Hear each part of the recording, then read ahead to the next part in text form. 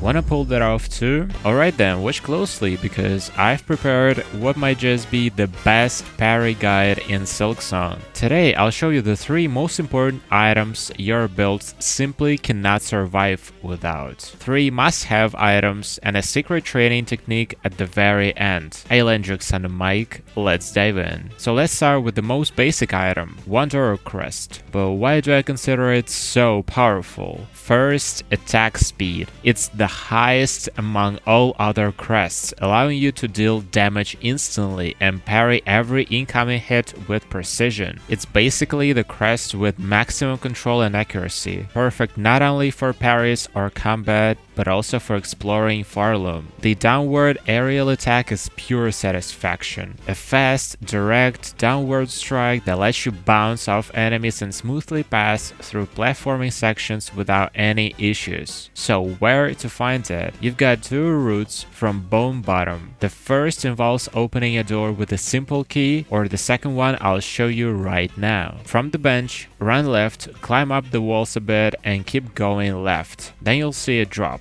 Go down and continue left again until you find the Chapel of the Wanderer. Drop to the very bottom where a small enemy arena awaits. It shouldn't be too difficult for you. After winning, head left, drop down again and grab the Wanderer Crest. It's that easy. And just when it seems like the perfect build already, what could possibly make it better? Well, there's actually one more item that'll turn you into a real parry boss. And that is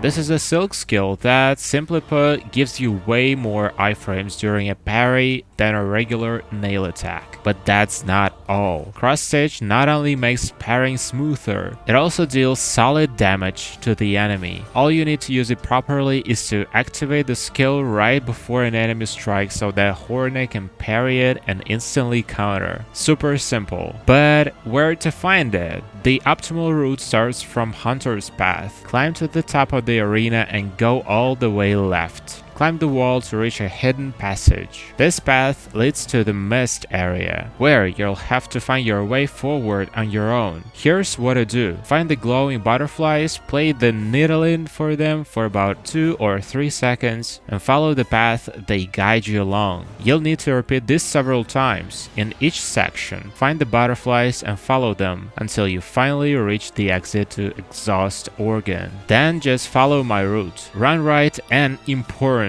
Rest at the bench on the left before continuing upward through all the obstacles. At the end of this path, you'll face him, Phantom. Defeating this boss is mandatory to obtain Crossstitch, so this guy leaves us no choice. Once you win, you'll earn your well-deserved reward and can immediately test it out. But don't celebrate just yet. The final and most crucial item for our build is still missing. To make Hornet the true queen of parries, we need to find a Longclaw. What is this item and why do you need it? It's the cherry on top of your parry build. You've probably noticed that Wanderer Crest has a pretty short attack range, right? Longclaw completely fixes that issue and gives you a moveset that closely resembles the one from the original Hollow Knight. This item doesn't just make your parry build powerful, it makes it comfortable to play. So where to find it? Start from the very top of Bilewater. After defeating the boss, grow the Great,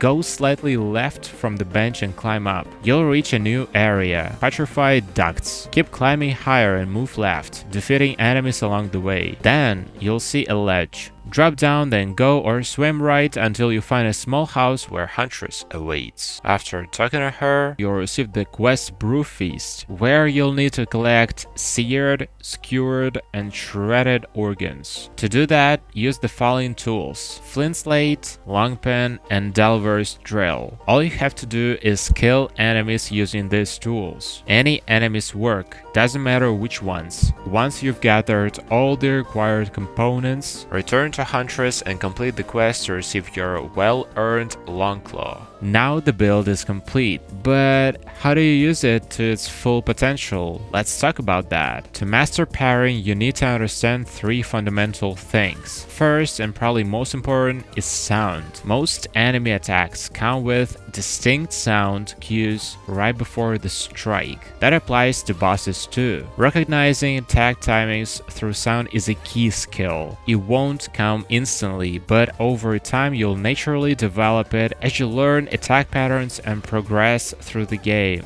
Second, animations. Not every parry will land right away, and that's okay. Learning enemy movement patterns perfectly complements your parry timing. Third, practice. The best place to train your parries is in the early game areas where enemies are slower and have easily readable animations. That's the fastest way to build muscle memory and master your timing. So yes, we've got the 3 core items, but what about the remaining crest slots? Let's look at a few basic items that will make your parry build not just powerful, but also comfortable for exploring Farloom. The first item, Injector Band. Fast bending, super handy in any fight, very convenient. The second, Fractured Mask. Some players call it broken because it prevents you from being sent back to a bench after taking what would normally be a fatal hit. It resets after death and is extremely useful. You can swap these 2 items with Longclaw depending on the situation. As for ranged tools, I really like Curved Claw, a boomerang with excellent damage. Use it if you want total domination over your enemies and a smoother combat experience. It's officially broken, especially with the ultimate parry build. And let's not forget the basics. Compass, obvious why it's useful. Weighted belt helps Hornet stay more stable during attacks so she doesn't fly halfway across the map after getting hit. And finally, Ascendant's Grip,